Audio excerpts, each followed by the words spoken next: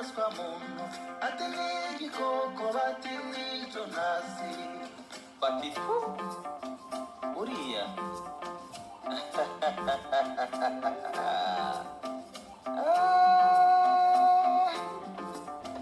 jane kwibaza imvoniva no yasoe jane kwibaza imvoniva no yazo uwatwise amazina yatwise izina rimwe uyu waturemye je nawe yatwise umuntu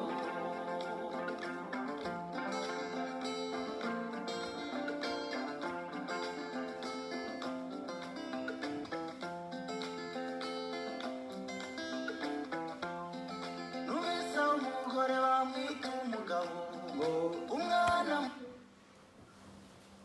twongeye gushima Imana ko tugezeho umwanya tumwe ku mukabazima ute ku mwami wacu ahabwa icyubahiro mu isi no mu ijuru hose no mu mahanga yose gari mu Afurika y'isi abakundwa b'umusaraba mwese Kristo Yesu umwami wacu abahereza umugisha kandi agumye kubana namwe no kubakomeza mu bihe biheruka. Rero Charlotte twenda kuganira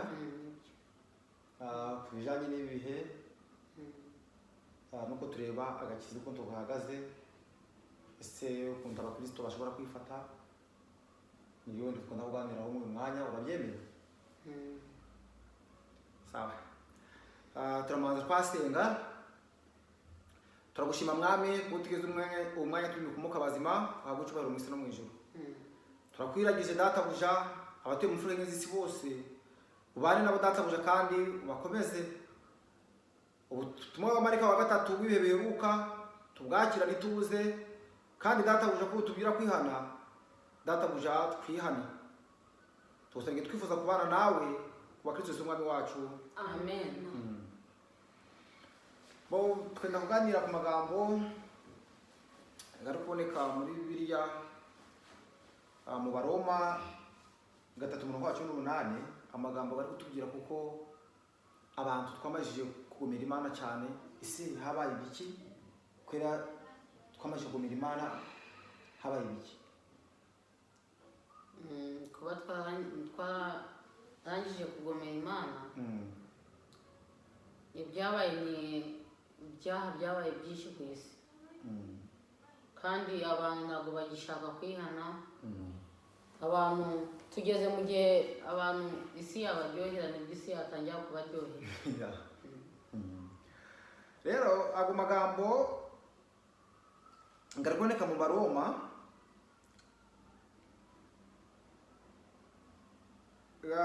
gatatu umurongo waho wa 18 kari kutubwira ati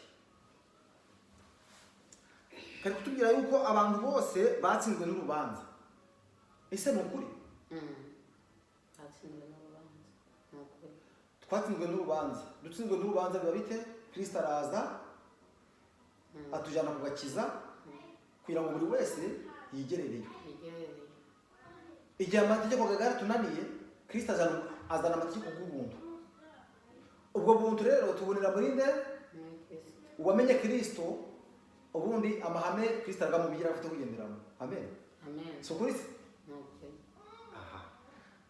Rero turi hano mu guhugurana tuti bavandimwe bakundwa umusaraba kugira ngo tubashe gusesengura ibi bintu turimo nuko dushobora kubyifatamo. Ko no magambo gateye ubwoba bari kutubwira ati uhereye mu ijuru Imana hishuye uburakari iterwa n'ubugome bwose bw'abantu bayisuzugura bakagira nabi bagapfukiranya ukuri bitewe n'ubwo bugome bwose. Erega ibyo umuntu ashobora kumenya kubyerekeye Imana bimaze kubagaragarira kuko Imana ubwayo yabigaragarije kuva isi ikiremwa. Turuyana Bo agamagambo gari kuvuga uhereye mu ijuru Imana yahishuye ubugome imana yishyuye ubugome cyangwa se uburakari iterwa n'abantu. Imana irangije nayo iraturakarira. Ese kubera iki yaturakarira? Nuko tutagendeye mu kuri kwayo. Ntabwo twifuje kugendera amategeko y'Imana cyangwa se mu mahame y'Imana. Ese Imana twarayishatse iraturakarira? Reka da. Ahubwo kubera tutayishatse tugashaka kunyuranya kubiri nayo, Imana yaraturakarira. Bityo ituvanaho urukundo rwayo, ituvanaho ibyo yakaduhaye byose, asigaye twebwe ubwacu turabyitegera. Imana tusinya rukundo, irangije koherereza Yesu Kristo kugira ngo aje aducungure, atujane kubakiza ku gusa. Kubakiza ku gusa twarakabonye. None tukagenderamo. Rero ngabantu bapfukiranye ukuri bitewe n'ubugome. Ukuri bapfukiranye ni ukuri. Ni ukuvuga ukuri kuri mu magambo y'Imana. Ni ukuvuga ukuri kuko Imana. Ese abaje kuvugira Imana uhereye kera bavuze ukuri? Abavuze ukuri. Bavuze ukuri ariko abantu ntibakugendera. Ya, uhereye ku mategeko. Amategeko garaje, Imana igahereza Mose ariko abantu baragananira. Tukujana. Imana irangije ituma ba Eliya. Ba Eliya baza ari kugira abantu kwihana no kugira ngo bagorere inzira zande za Kristo. Kandi no kwihana birimo. Abantu banga ba Eliya barabikwana. None Yesu Kristo umwami wacu ageregeje kugira ngo agenze ute aze. Aza tujana kwa kiza kiki kugusa. Ameneka amaraso, atanga amaraso. Yerekana intsinzi. Intsinzi yose tubonera muri nde? Ese n'iki gihe Kristo tumubonera intsinzi? Oya. Ni bake bamubonera intsinzi. Rero kuko tutabonera muri Yesu Kristo intsinzi, bisabwa ngo twebwe ubwacu tugeze ute twirokore. Niyo mpamvu mu byahishuwe ari kuvuga ngo harimo bamwe baza kuvuga amaraso yabo. Abona abantu binajya ko bakabaza iki? Abaretse bakize kuvuga amaraso yabo. Babaye ibiganda. Barinagira ko bazi kuri kw'Imana baragwisha. Ntabashaka kwihana. Abaza kuvuga amaraso yabo. Itoro ryamaze kugenza ute? Kugenda. Reka turebe. Kubera iki Imana yaturakariye, reka turebe hepfo kundi arakutubwira. Tutubavandemo. Duhereye ku murongo wa 24 turasimbuka kubera kugira ngo turebe amagambo y'ingenzi. Ari kutubwira ati niyo mpamvu Imana yabaretse ngo biyandarike babitewe no kurarikira, bityo bagafatanya gutesha imibiri yabo agaciro. Ukuri kw'Imana bakuguranye ibinyoma, maze baramya kandi bagakorera ibyaremwe babisimbuza Imana rurema, ariyo ikwiye gusingizwa iteka ryose. Amin. Ukumva? Imana handi kuvuga ati ngo niyo mpamvu Imana yabaretse ngo biyandarike. Niyo mpamvu Imana yabaretse ngo bagenze ute? Ngo biyandarike. Ngo bitewe no kurarikira. Abantu muri iki gihe twariyandaritse bitewe no kurarikira. Turarikiwe iki? Turarikiwe iki? Turarikiwe iki? Turarikiwe iby'isi. Abantu twese turi mu rujyo rw'isi. Abantu twese turi mu rujyo rwo gushaka amafaranga kugira ngo dukitwe bakaba etaje. Abantu twese turarikiwe iby'umubiri. Umubiri wacu burya kurwanya twawutsinda, tubitsindira muri Kristo. Ko turarikiwe ibintu byinshi. Turarikiye amafaranga, turarikiye abagore turarikiye abagabo. Abakobwa turarikiye inkumi zararikiye abasore. Ndetse rimwe na rimwe inkumi zirikorikira abasore, nako abacecuru bakorikira abasore. Niko nabivuga nk'iyo tugezemo. Ese ikibazo nenda kubaza ni kimwe. Bitaniye hehe n'iki gihe? Bitaniye hehe k'isodomu na Gomora? Naho bitandukanye. Ntaho bitandukanye. aho bitaniye kubera yuko kino gihe cyo tugezemo n'ibiri kuba aho bitandukanye n'iby'Isodomu na Gomora. Kubera yuko Isodomu na Gomora ngo bararyaga, baranywaga, bakoraga buri kimwe cyose n'undi basanzwe bakora. Ariko Loti ababwira kwihana ibyaha no kubivamo. Baranga barinangira bavuga ati reka da nicyo kino gihe cyo turimo. Naravuga umuntu kumbwira ngo niyihane abaga kubwira ngo humubye manza wihana. Nta manzi yatengaga ati kuki nshimi ari kumbwira cyangwa se Charlotte ari kumbwira ngo twihana. Ese wowe kumbwira ngo niyihane utari wihana. Ariko icyambere cyakagombye kugenza ute kwihana ibyaha byacu bya Kristo manze aze nazaza kugaruka azasanga twamajije kwihana ibyaha byacu. Ariko ngo yaraturetse bitewe n'iki nuko twamushyigikiye ijambo rye twarariretse ntarushaka no kumva ibye. Uburakari bw'Imana bwatugezeho maze Imana igenza ute iraturika. Biba kuko Farawo urebye Farawo kubera kwinangira cyane n'ibigirwamana aterekeraga yabwiye Mose ati hoje ndamwinangiza umutima ariko abantu azagenza ute azabarikura abantu azabaguhereza nzamwinangiza iki ariko abantu azagenza ute azabaguhereza. Siko byabaye se yamwinangiza umutima abona ibyorezo byinshi cyane bitandukanye. Umwana icyorezo cyo gipoterezamo umwana we. Noneho n'igikurikiyeho hejuru yo kwinangira cyane akurikira Abisiraheli abasirikare ingabo ze zipoterera zipfa zikurikiye iki Abisiraheli.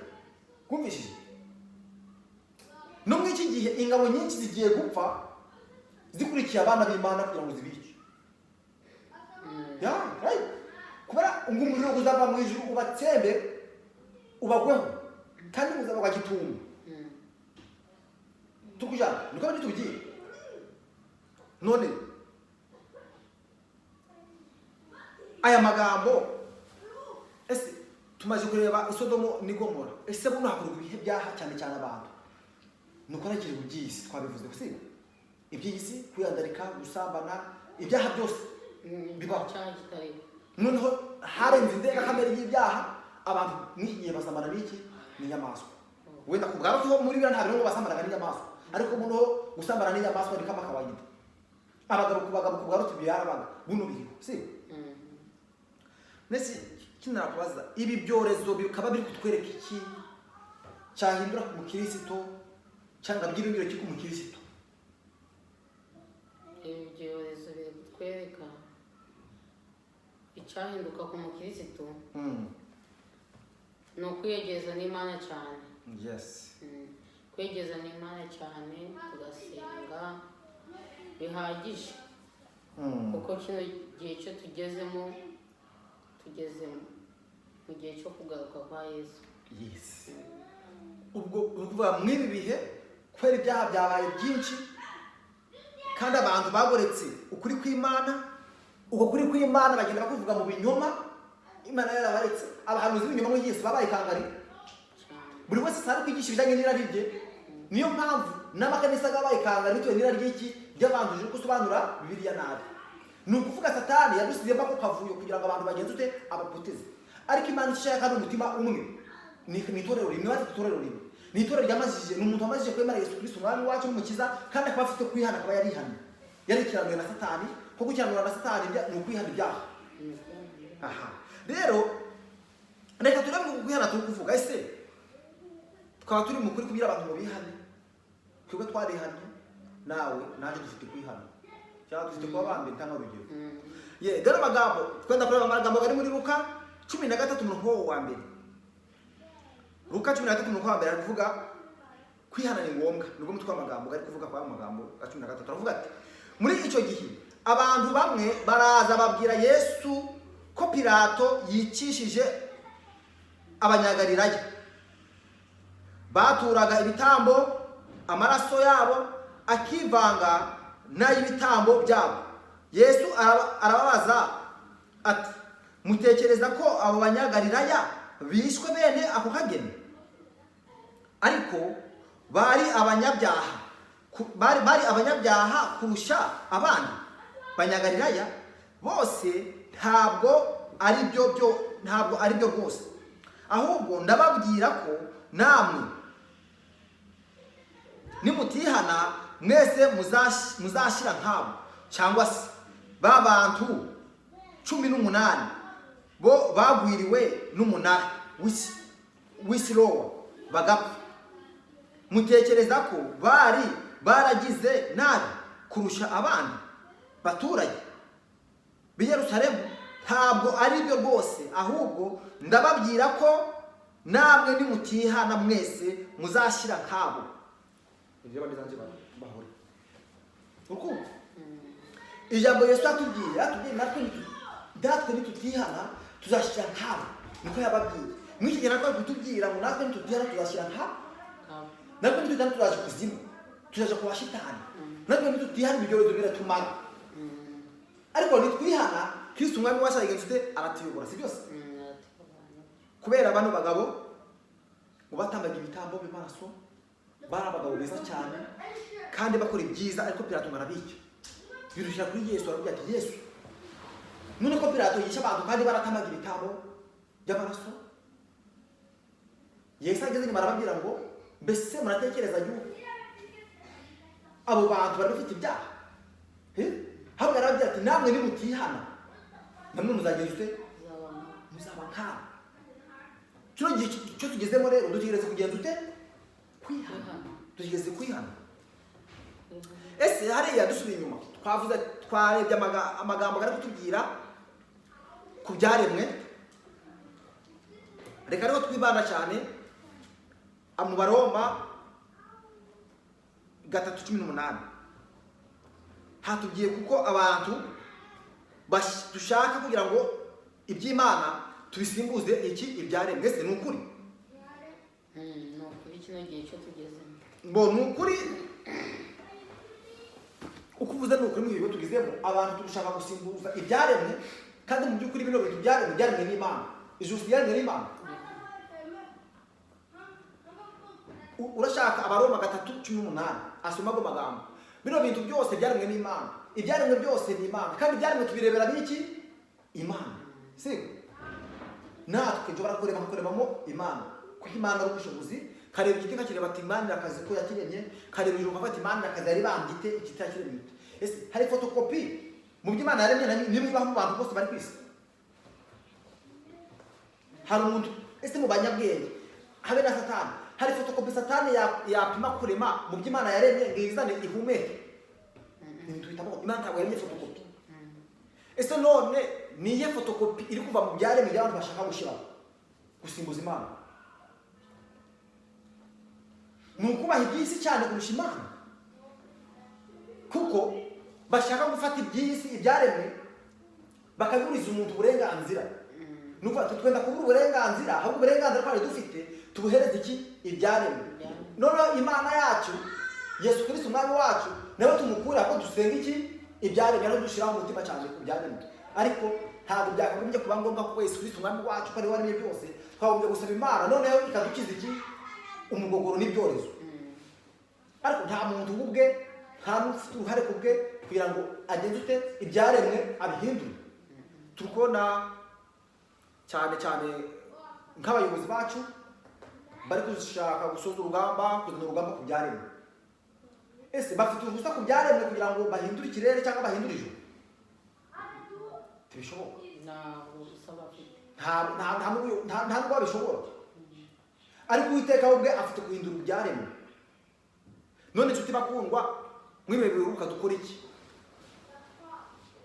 Cyo dukora iki? Ni ugusenga cyane, kuko bashaka kugira ngo ibyaremwe tubisimbuze Imana. Bashaka kugira ngo twese dusenge igishushanyo nk'ukuntu Shadraka na Meshaki na Abednego ukuntu byagenze. Abantu ubwo bakiremera igishushanyo bakagipfukamira, bashaka natwe ko turebe. Ariko tugiye dute? Ariko natwe turebe igishushanyo. Icyo gishushanyo cyenda kuza rero umukristo we baba barakizi intekereza. Ariko dufite kubyitwara muti ni ugusenga. Gusenga kwacu ni ukwihana.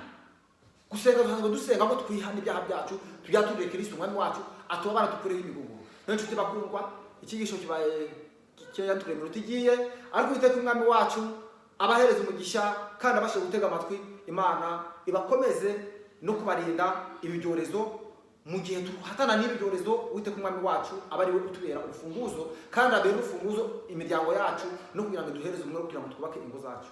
kandi bongere imbaraga mu gusenga. Amina. Bongere imbaraga mu gusenga kuko kino gihe cyo tugezemo nta cyoroshye. Umwami wacu abarinde